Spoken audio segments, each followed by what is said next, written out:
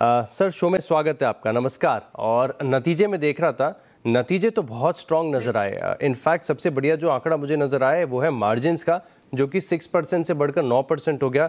EBITDA 69 crore से 156 करोड़, बड़े ही शानदार और एक्सेप्शनली स्ट्रांग नंबर्स यहाँ पर देखने को मिले। समझना चाहते हैं सर, क्वार्टर में क्या खास रहा? आशीष जी नमस्कार। हमारा जो Q2 का रिजल्ट बहुत एंकरेजिंग था। Both revenue from operations or profit after tax have registered 45% or 57% growth. We are at a phase where our shipbuilding projects have matured with respect to construction, जिधर maximum revenue accrual होता है।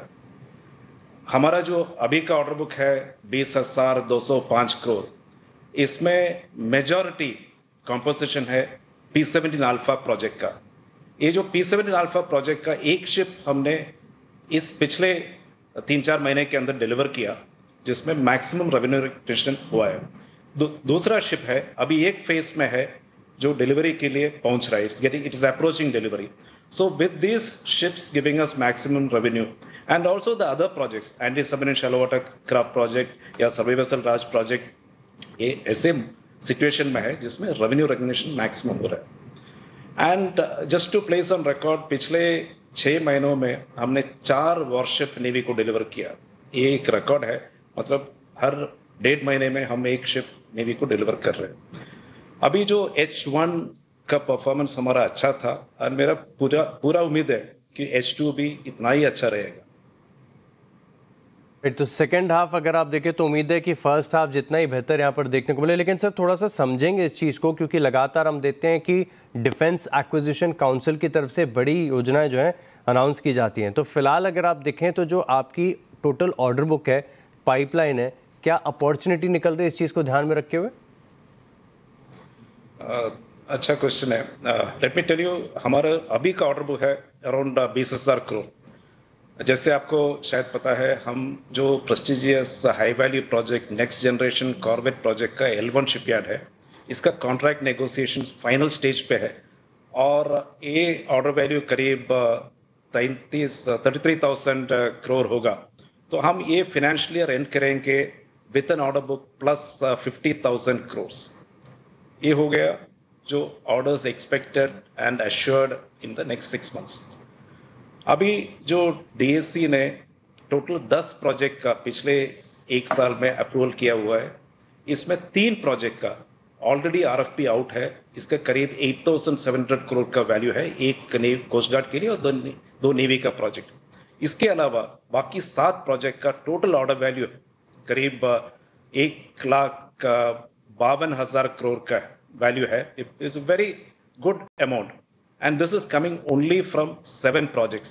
इसमें high value projects है P17 Bravo project, landing platform dock project और mine counter measure vessel project. So 1,52,000 plus 8,700 to 8,900 crore जिसका already RFP out है।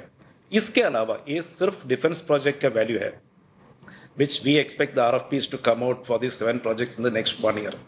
इसके अलावा ये जो नॉन डिफेंस PSUs का मिनिस्ट्री ऑफ शिपिंग ने डिमांड एग्रीगेट किया, ये 207 शिप का रिक्वायरमेंट है जो ONGC और सिमिलर PSUs का कॉमर्शियल शिप्स का। सो इसका भी अपॉर्चुनिटीज इंडियन शिपयार्ड्स को है। So there I expect the total value to be about 75,000 crore. अभी एक तीसरा बकेट है जो एक्सपोर्ट प्लेटफॉर्म्स। अभी most of the European countries are looking at India as a destination for commercial shipbuilding, or not only GRSE, all the major Indian shipyards have commercial shipbuilding orders. So 1, defense shipbuilding orders on the anvil, 2, the non-defense PSU requirements, and 3, the commercial shipbuilding projects. So all in all, not only for GRSE, in the next 2 to 3 years, what is available for the Indian shipyard is substantial. In this, the way we have been performing so far, we will go with an intent to win the maximum chunk. All right, तो बड़े growth के अवसर यहाँ पर देखने को मिले। Sir आपने खास बात ये भी बताई कि जो नॉन डिफेंस ऑर्डर हैं, कुछ जैसे ONGC क्लाइंट्स हैं, अदर PSUs हैं, इसके अलावा कुछ और खबरें आई थी कि जियोलॉजिकल सर्वे के लिए भी आप कुछ स्पेशल वेसल्स बनाने वाले हैं। ये अपॉर्चुनिटी कैसी लग रही है? सी स्पेशल रिसर्च वेसल्स अभी इंडिया में एक ही शिपयार्ड कर रहा है। अभी हम 3 रिसर्च वेसल्स का प्रोजेक्ट कर रहे हैं। एक आपने बताया coastal research vessels, geological survey of India, उनके लिए 2 शिप हम कंस्ट्रक्ट कर रहे हैं। एक मिनिस्ट्री ऑफ अर्थ साइंसेस के लिए एक ओशियन रिसर्च वेसल, और जो तीसरा प्रोजेक्ट है for the DRDO naval physiological and oceanographic laboratory Kochi के लिए एक एक्वेस्टिक रिसर्च शिप। सो ये एक कंप्लीटली डिफरेंट वर्टिकल है जो अभी हम स्पेशलाइज कर रहे हैं। And in this field we see more opportunities because we are confident that we are actually expecting that the Ministry of Earth Sciences could come up with a requirement for more research vessels, including a polar research vessel. We are eagerly waiting for the RFP to come out. बड़े growth के अवसर यहाँ पर भी देखने को मिल रहे research vessels में। सर, इसके अलावा अगर आप देखें तो डोमेस्टिकली तो आपका कामकाज छा रहा है, विजिबल है, खबरों में नजर आता है, लगातार कंपनी की तरफ से अपडेट्स आती हैं, हम देखते भी हैं कि इसका इम्पैक्ट क्या हो रहा है। लेकिन क्या एक्सपोर्ट एज एन अपॉर्चुनिटी और जो इंटरनेशनल कोलैबोरेशन है, इसमें कैसा प्रोग्रेशन है अब तक? सी हम export we started about 4 years back in a very modest fashion. हमने एक ocean going passenger cum cargo vessel एक कैरिबियन कंट्री के लिए बिल्ड किया था। It was exported.